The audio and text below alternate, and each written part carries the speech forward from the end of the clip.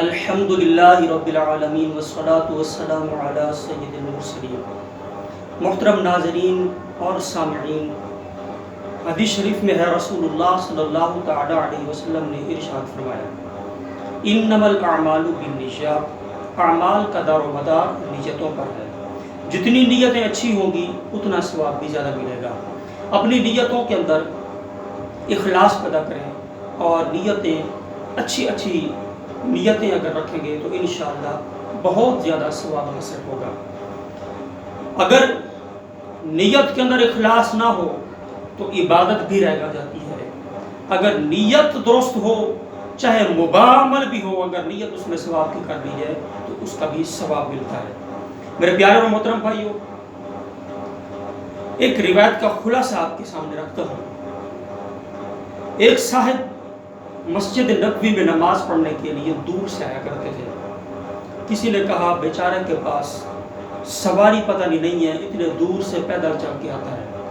یہ بات رسول اللہ صلی اللہ علیہ وسلم تک پہنچی تو حضور علیہ السلام نے ارشاد فرمایا کہ یہ اتنا جو پیدل چل کے آتا ہے اور مشقت اٹھاتا ہے، اسے ثواب بھی زیادہ ملتا ہے۔ بعض لوگوں نے یہ ارادہ کیا کہ ہم مسجد نبوی کے قریب اپنے مکانوں کو منتقل کرتے ہیں تاکہ نماز پڑھنے میں آسانی ہو اور جلدی جا کے نماز پڑھ سکیں۔ رسول اللہ صلی اللہ علیہ وسلم نے انہیں منع فرما دیا، فرمایا تمہارے جہاں مکان ہے، تم جب چل کے آتے ہو تو تمہارے جو چل کے آنا ہے یہی کار ثواب ہے۔ میرے محترم بھائیو، غور کرنے کی بات یہ ہے کہ اگر گھر مسجد سے دور ہو تو جب نماز کے ارادے سے بندہ مسجد میں چل کے آئے گا تو اس کے قدموں پر بھی اسے نیکی ملے گی، ہر قدم پر نیکی ملے گی۔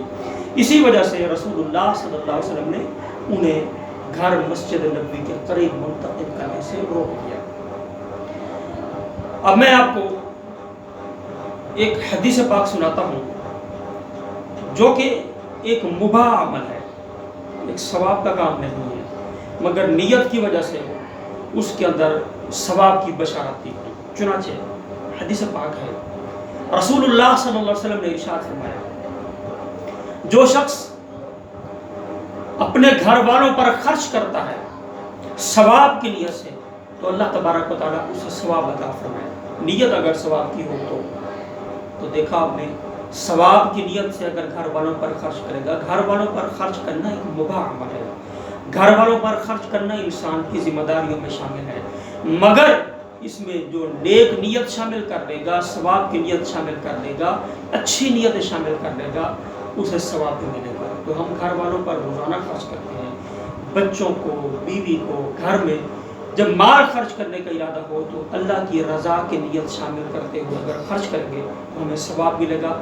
آپ جتنا ہو سکے اچھی نیتیں اپنے ارادوں میں، اپنے افعال میں شامل کریں۔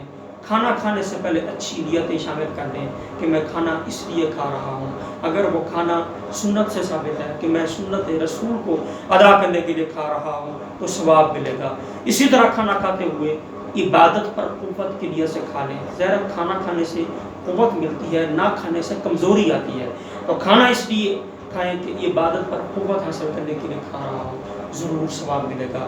گھر سے جب باہر نکلنے کا ارادہ ہو، چاہے اپنے کام کاج کے لیے جا رہے ہوں، دل میں یوں نیت کر لیں کہ باہر مجھے جو بھی مسلمان ملے گا اسے میں سلام کروں گا، اور یوں نیت کر لیں کہ اگر نبینا یا ضعیف جو سڑک پار کرنے میں اسے دشواری ہو رہی ہو اس کو سڑک پار کروا دوں گا، اس پر بھی نیکی ملے گی۔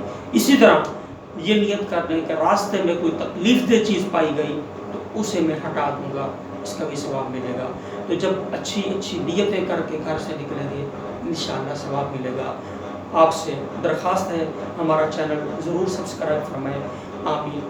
اللہ تعالیٰ آپ کو اور ہمیں عمل کرنے کی توفیق عطا فرمائے۔